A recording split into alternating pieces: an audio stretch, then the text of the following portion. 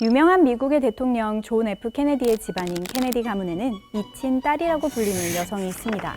미국의 명문가를 넘어 미국의 왕가라고까지 불리는 케네디 가문의 첫 딸이자 존 F 케네디 대통령의 동생인 그녀는 어쩌다가 사람들의 기억 속에서 사라진 딸이 되었을까요? 1918년 태어난 로즈메리 케네디는 오빠들과는 조금 달랐습니다. 뒤집기도 기기 시작한 시기도 걷기나 말하기도 다른 아이들보다 느렸죠.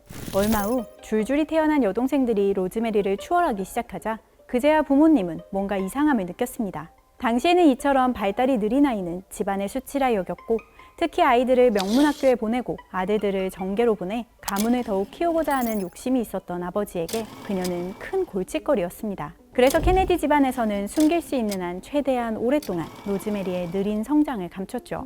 원인으로는 다양한 설이 있지만 그중 가장 유명한 설은 로즈메리의 어머니가 출산 당시 의사가 도착이 늦을 것 같자 간호사가 의사가 올 때까지 아이를 태어나지 못하도록 산모의 다리를 억지로 닫아두었기 때문이라는 설입니다. 아기의 머리가 나오려고 하는 중이었음에도 무려 2시간 동안 로즈메리는 태어나지 못했고 그로 인해 겪어야 했던 산소 부족이 아이의 뇌에 영향을 미쳤을 거라는 추측이죠. 초반에 읽고 쓰기를 어려워한 로즈메리는 지적장애 아동을 위한 학교를 다니기도 하고 수녀원에서 교사와 수녀님들이 그녀를 전담해 집중 교육을 시키기도 했습니다. 그녀는 비록 아주 영리하진 않았더라도 평범한 삶을 사는 데는 아무런 문제가 없었습니다. 운동신경도 좋아서 어머니와 몇 시간씩 테니스를 치기도 하고 강에서 보트 타기를 즐겼으며 수영도 아주 잘하고 사교계에 나가 춤도 췄죠. 운동에 있어서는 다른 형제들보다 더 뛰어난 부분도 있었습니다. 로즈메리는 대부분의 시간을 가족들과 보냈고 그 때문에 자신이 남들과 다르다는 건 거의 느끼지 못하고 자랐다고 합니다. 하지만 성인이 된 뒤에도 로즈메리의 지적 능력은 4학년 정도에서 머물렀습니다.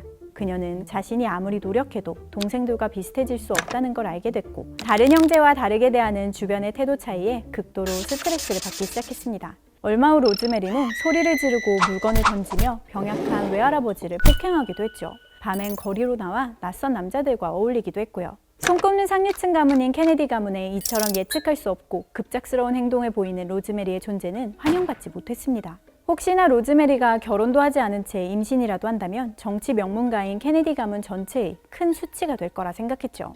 그래서 로즈메리의 부모님은 절박한 마음으로 수많은 의사들을 찾아다녔습니다. 하지만 의사들은 정신병원에 입원시키는 것이 최선이라 답할 뿐이었죠. 시간이 지날수록 로즈메리의 공격적인 행동은 점점 더 심해졌고 딸을 정신병원으로 보내고 싶지 않아 계속 망설이던 아버지 조 케네디의 앞에 새로운 수술이 나타났습니다. 폭력성을 줄이고 차분하게 만들어준다는 이 수술, 전두엽과 내부 조직을 연결하는 신경다발을 자르거나 파괴하는 전두엽 전리술이었습니다.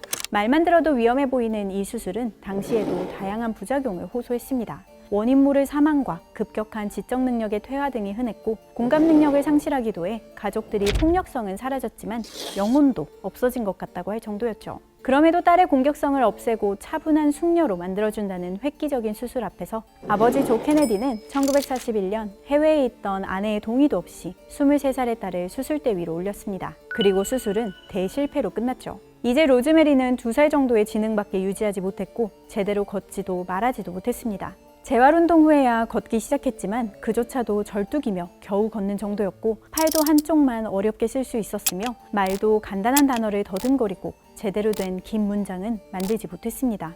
로즈메리의 수술 결과를 본 아버지는 딸을 위해 집과 돌봐줄 사람들, 차, 개까지 돈으로 가능한 모든 걸 제공했지만 평생 단 한 번도 딸을 보러 찾아오진 않았습니다.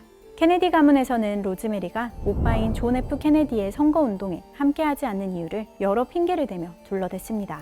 그러다 존 F 케네디가 대통령이 된 뒤에야 로즈메리가 요양원에 있다고 밝혔지만 이 역시 수술 실패 때문이 아니라 지적장애 때문이라 했죠. 심지어 형제들은 로즈메리가 어디에 있는지조차 몰랐고요. 그러다 1961년 아버지 조 케네디가 뇌졸중으로 쓰러져 우측 몸이 마비되고 말도 제대로 하지 못하게 된 뒤에야 가족들은 로즈메리가 어디 있는지 알게 되었다고 합니다. 로즈메리의 엄마인 로즈 케네디가 20년 만에 딸을 만나러 온 것도 이 무렵이었습니다.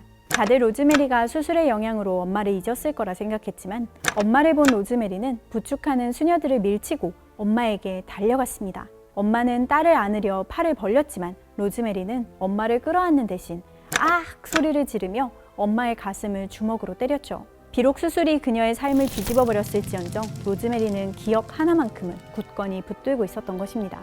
그리고 무려 20년의 세월 동안 자신을 찾지 않았던 엄마를 향한 원망은 기억만큼 선명했죠.